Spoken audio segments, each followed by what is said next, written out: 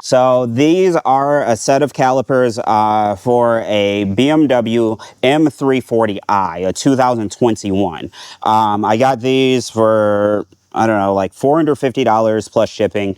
The important thing about these is that they have the same, or at least a similar enough rotor diameter as my E60 535. And then on top of that, the mounting provision or the mounting ears, the mounting pattern, whatever you want to call it, this is exactly the same as the E60. So this should be a fairly bolt-on affair.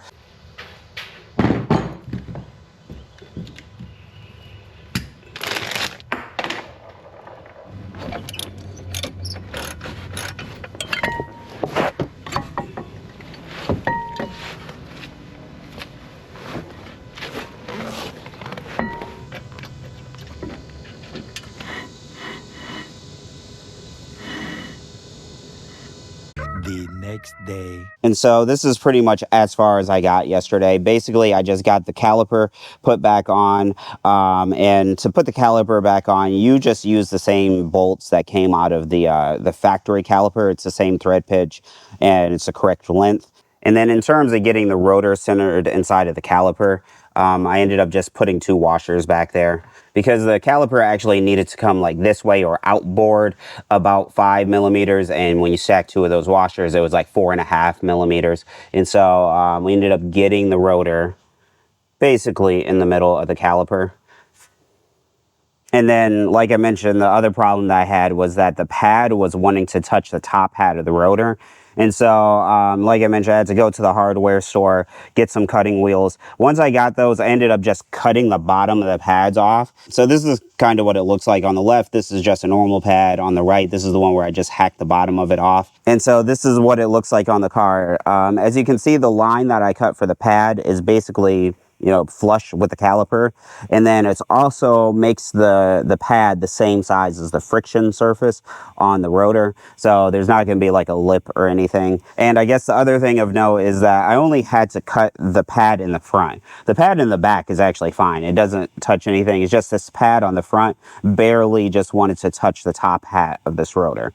And so I guess the next steps is I kind of just have to get this thing bled and then go to the other side and just basically do this whole thing over again.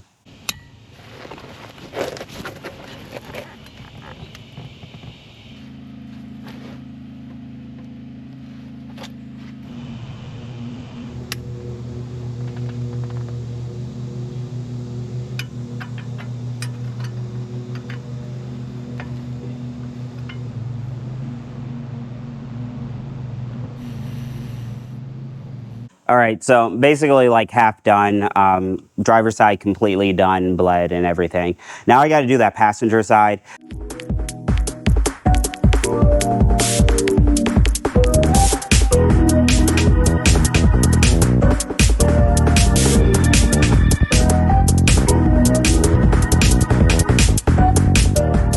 I'm back, and it's like, I don't know, 3-4 weeks later. So I at least wanted to make sure that there weren't going to be any problems. Plot twist, there were problems.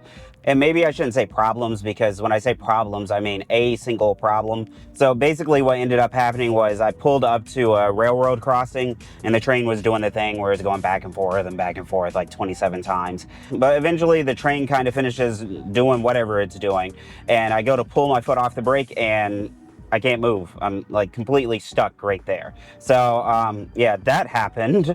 But overall, that wasn't really too difficult of a problem to solve. It wasn't actually the caliper this time that had a problem. The internal part of one of the brake lines had failed, and it wasn't allowing the brakes to be able to release. So I just ran down to AutoZone, got a new line. Pretty easy. But since that one minor problem, things have actually been pretty good. Nothing really too interesting has happened with this car at all. For like the last 3 weeks, about 800 miles, this car's run perfectly.